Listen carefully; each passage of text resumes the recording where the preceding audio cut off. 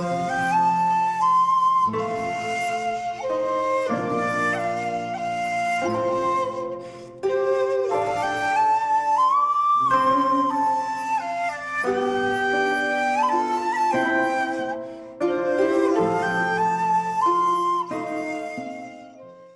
there, this is Solitary Ronin from Solitary Ronin Films, and welcome to part 16 of my Satyajit Ray season. And today we're going to talk about 1977's The Chess Players, which is the first colour film in this Ray season. Now, the last film was 1971, but in that time period between 71 and 77, Ray did make 5 films, 2 documentaries about artists, and Distant Thunder, Golden Forest, and The Middleman. The Middleman was the final part of his Calcutta trilogy, which started with The Adversary and then Company Limited. Unfortunately, I don't have these 5 films in my collection, and they're quite difficult to get a hold of. Obviously, anybody out there who knows where I can get copies of them, please let me know. So that's a little disappointing, but he did make 5 films in that 6-year span. So he then made The Chess Players, which is in colour, which is also unusual for Satyajit Ray. And it takes a little bit getting used to, because I always kind of feel Ray is one of those black and white filmmakers. It's a historical epic. It's his more overtly political film. I mean, his films are generally socio-political, but this one is historical. It's set in 1856. It's overtly political, about colonialism, the role of Britain. Again, anybody says they're proud to be British, you should always be suspicious of. It's really about, well, it's about 2 things. It's got 2 parallel stories going on, really.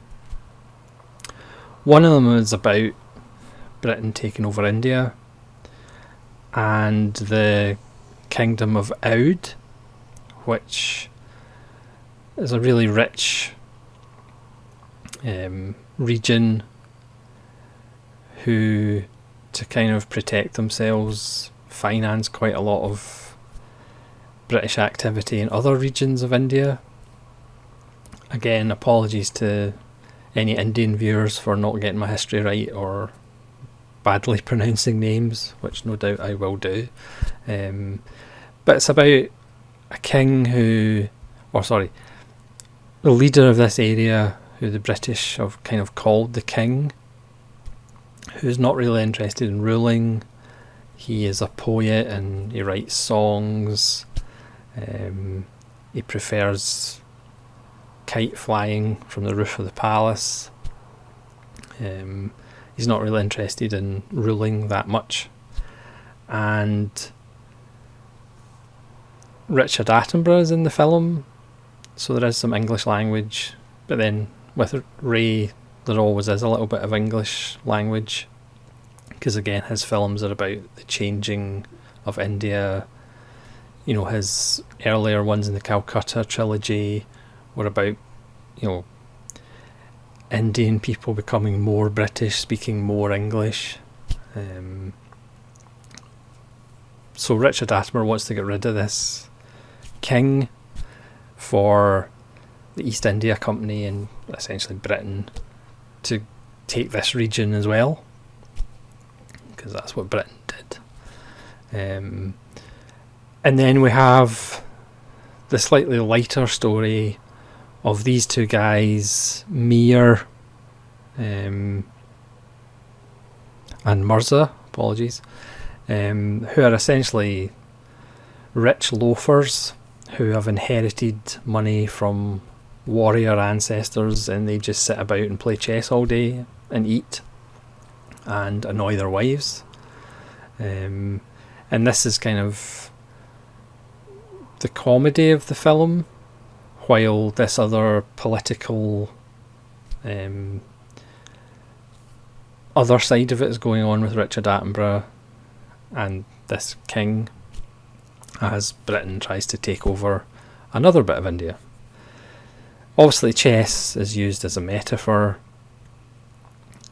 When they get a visitor who says, there's differences between the Indian rules of chess and the British rules of chess. And there's a debate whether chess was invented in India or Persia. But they kind of say, in the Indian version of chess, the piece we know in the West as the Queen is actually called the Minister, but in Britain it's called the Queen, obviously Queen Victoria. And pawns can move 2 squares in their first move, whereas in the Indian version it's just 1 move, because Britain wants a faster game, to play a faster game. Because these 2 characters, one played by Satyajit, who's fantastic in the film,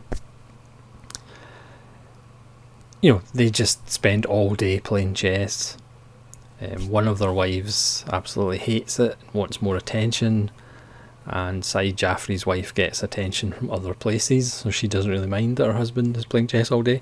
That actually leads to a bit of farce later on in the film. I mean, I think initially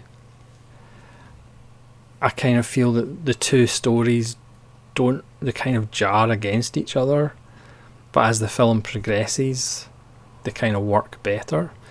This is kind of a perfect example of a Ray film.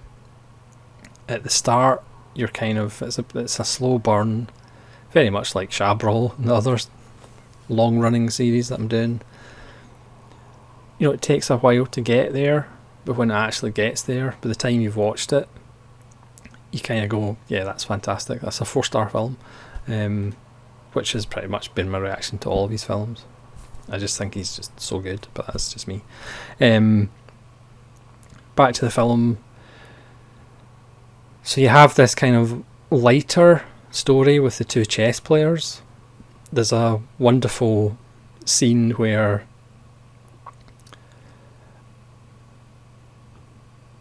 Mirza's chess pieces disappear, so they can't play chess. So they're like, oh, we can't play chess, what are we going to do all day? But they remember there's a lawyer that they know. It's weird because these 2 guys are rich and landowners, but only one of them has a chess set, but never mind.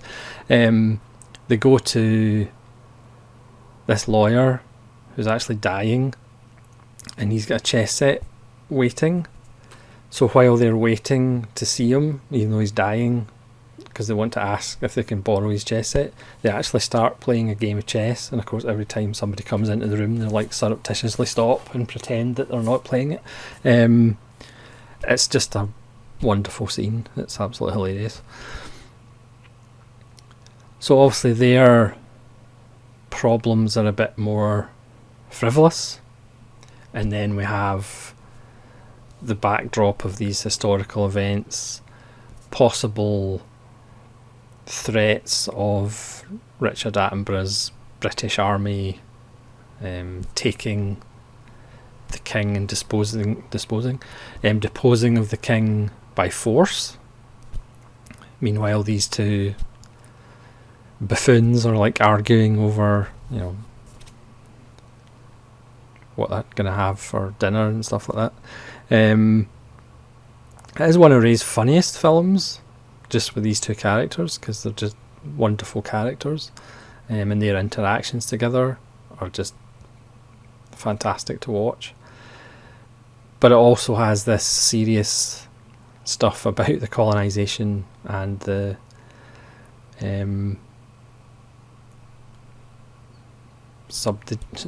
just the taking over of India by Britain. Richard Attenborough plays a Scottish general, and obviously has a very Scottish accent. Like most of the film, it kind of comes and goes, but every now and again he'll throw in a bit of Scottishness, just so we know he's from Scotland. But he actually gives a good turn.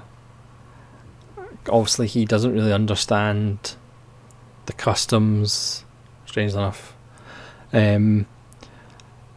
He's got a translator officer who obviously is fond of the king, recites the king's poetry, likes his songs. So he has a soft spot for the king and doesn't really want him, to be treated badly. I can't remember the actor who plays the king. Apologies for that. But he gives a really good turn, because again, he kind of comes across initially as a bit of a fop.